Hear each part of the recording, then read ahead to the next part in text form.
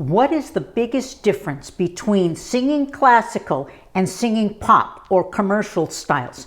This is so important because many of you do cross over, but also some of you cross over and don't mean to. For example, sounding pop when you're singing an operatic aria or sounding classical in a pop song. Besides the biggest difference, I will also give you 6 other differences. I will demonstrate in a song and we will do 3 exercises. You better get your notebooks out because this is another video jam-packed with information. Welcome back to another edition of Victoria's Vocal Tips. 32 years of teaching voice, 44 years of studying voice, all different styles. My students have ranged from ultra beginners all the way through advanced touring professionals, voice teachers, choral directors, and competition winners. I always give you serious vocal technique made simple and fun. The biggest difference between classical and pop styles is the shape of the vowel. Classical singing, like opera, requires taller and darker vowels for a more opulent tone with more bloom. Pop singing, on the other hand, requires shorter vowels, brighter, for a more conversational, natural tone. So let's break this down and compare further. In classical, we want more Shakespearean vowels, like contracula. I might drop the jaw more, have more space between the molars, but remember, leave your tongue out of it. I'll also have maybe a little bit more yawny space, so a little higher soft palate, and the larynx may sit a little lower, again, for a darker, bloomier sound. Did you notice my mouth shape, my embouchure? So for pop singing, we want a shorter space. Larynx is going to sit neutral for a more conversational, slightly brighter sound. With a little less yawn, I'm going to breathe into that space and sing. Exercise 2, here we go. Lower voices could be down here. I hope you're hearing the difference in tone and color between the vowels. Here's my classical ah. Here's my pop ah. We're only going to work on ah in this video, so if you need more help with your other vowels, make sure to see my playlist on vowels. So this is super important because one of the common mistakes that I hear in pop singers as they ascend in pitch is they go into what they call their opera voice, especially with vibrato.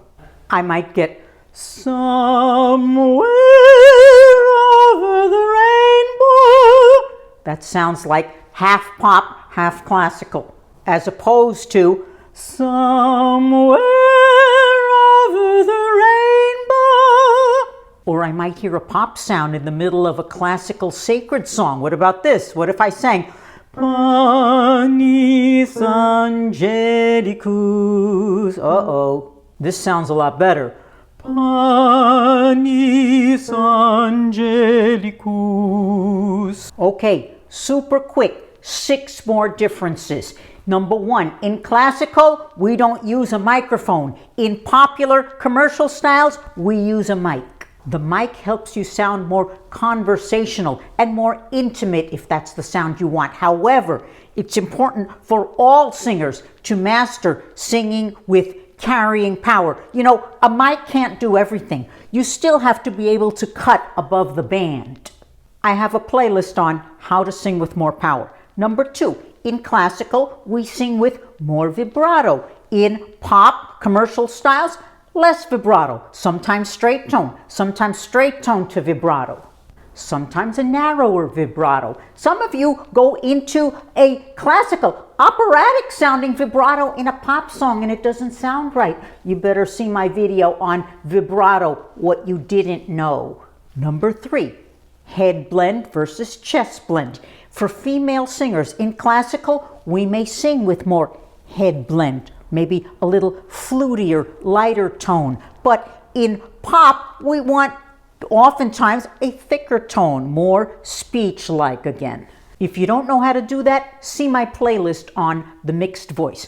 Number 4, choice of vocal colors. When I'm working with a classical singer, I say every note must be a jewel. but not so in popular styles. Sometimes we sing with more edge. Sometimes we want to sound sassy. Sometimes we want brassy. Sometimes we might want to sound a little bit ugly.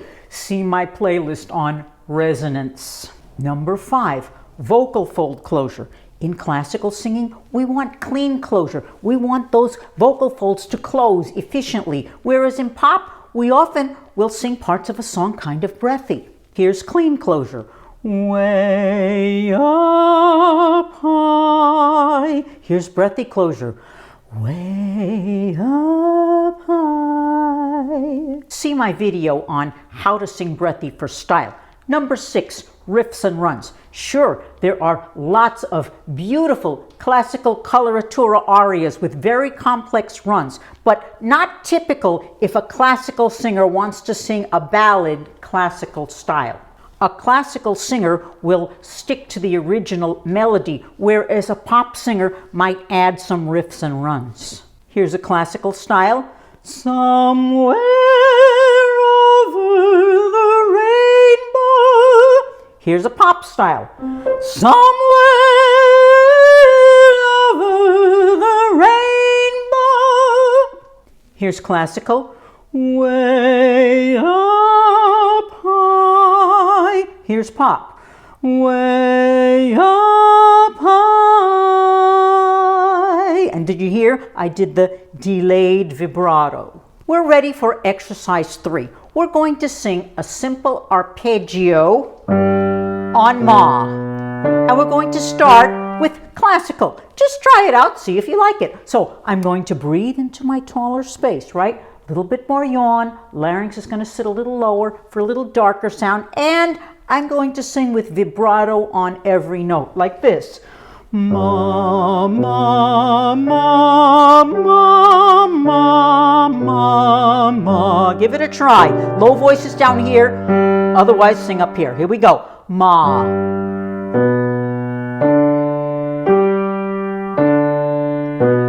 Breathe.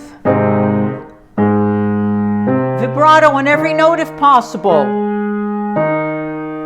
Little taller space for more opulence.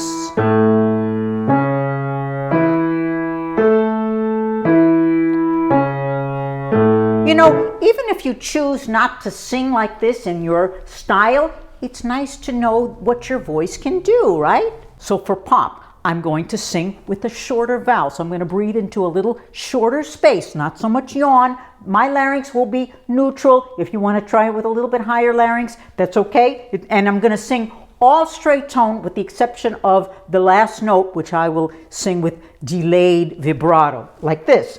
Ma, ma, ma, ma, ma, ma, ma. Here we go.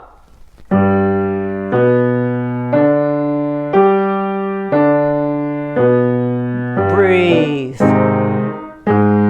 Shorter space, more conversational.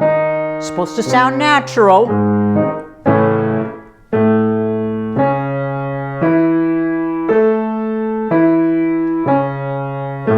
You know, when I say sound natural, it still takes technique. All of this takes technique.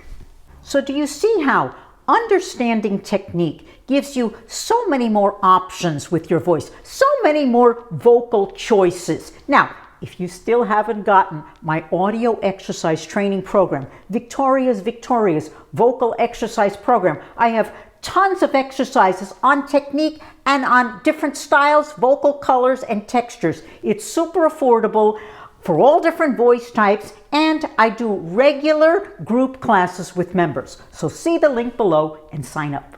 It is now time for Victoria's Wisdom. Become a master of whatever style you choose to sing. Technique opens the door to many more choices in everything.